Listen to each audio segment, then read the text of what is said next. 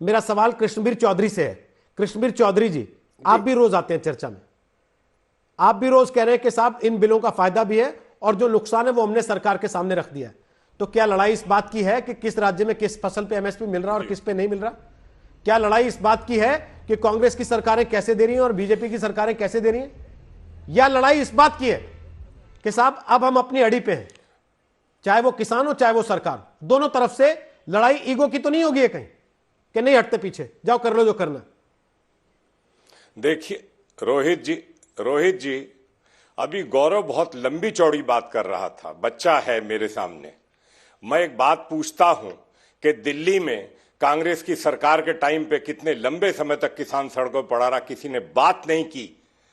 और वर्तमान समय में देख रहे हैं, पूरा देश देख रहा है कि चर्चा हर बिंदु पर सरकार करने के लिए तैयार है, कमी हो दूर करने के लिए तैयार है। चर्चा से ही समाधान होता है। अरे आपने तो चर्चा तो दूर है, आपने तो मिलने तक से टाइम नहीं दिया किसी ने। और तीसरी बात पे आता हूं, अगर ये कानून काले थे तो आप क्या कर रहे थे? आप क्या कर रहे थे? आपकी सरकार क्या कर रही थी? शर्म आनी चाहिए। कल क्या करते थे और आज क्या कहते हो? पता है कैसे कक्का, पता है तुमको? तुम थे सरकार में, फूड कूपन लाने की बात कर रहे थे मनमोहन सिंह जी, तो जिसमें हमने रुकवाया कि नहीं ये देश के किसानों के खिलाफ है, एमएसपी को नुकसान होगा। 2013 में जब डब्ल्यूटीओ की मिनिस्ट्रियल मीटिंग में आनंद शर्मा जब सब्सिडी को सरेंडर का दबाव हो रहा था, तब सारे लोगों ने विरोध करके कहा नहीं, हिंदुस्तान में सब्सिडी के बिना नहीं रह सकते। और वो 3 साल के लिए पीस क्लॉज लेके आए थे, 16 में खत्म करने का वायदा कराए थे। तुम बोलते किस मुंह से हो? मेरी शर्म आती है। अरे शरद पवार जी ने 3 बार कहा एमएसपी के लिए नहीं, शरद पवार जी ने एपीएमसी को खोलने के लिए बात करी, आपने इलेक्शन मैनिफेस्टो में रिपील करने की बात कही। आप ये नहीं कह सकते काले कानून थे।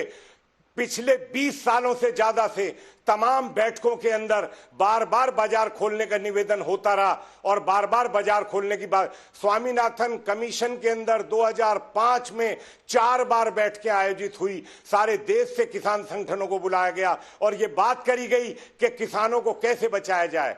और ये योगेंद्र यादव जो सोनिया गांधी के एनएससी में मेंबर था और यह कहता था कि एपीएमसी को तुरंत बदला जाए, कॉन्ट्रैक्ट फार्मिंग की जाए, आज क्या बोलते हो?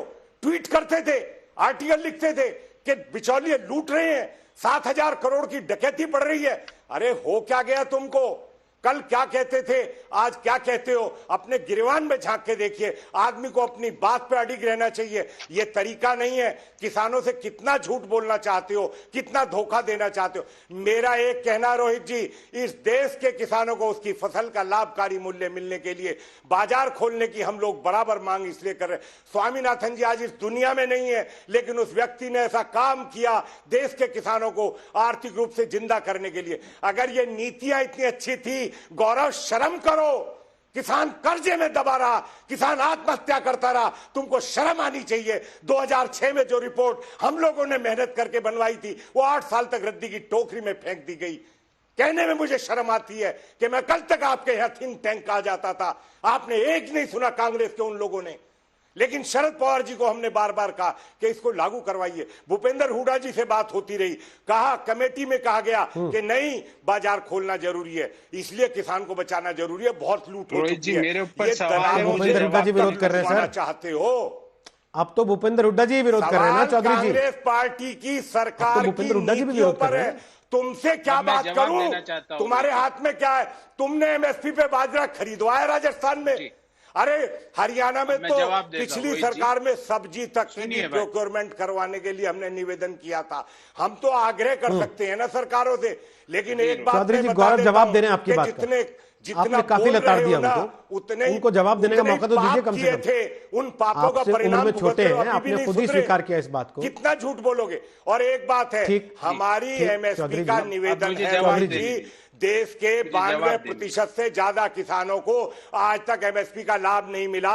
एक ही मांग है इस देश के किसानों की, सिर्फ एक मांग है, सिर्फ एक मांग है कि देश के किसानों को एमएसपी का लाभ मिल जाए, जिससे वो भी कर्जे से बाहर आ जाए, वो भी अपने बच्चों को पाल सके।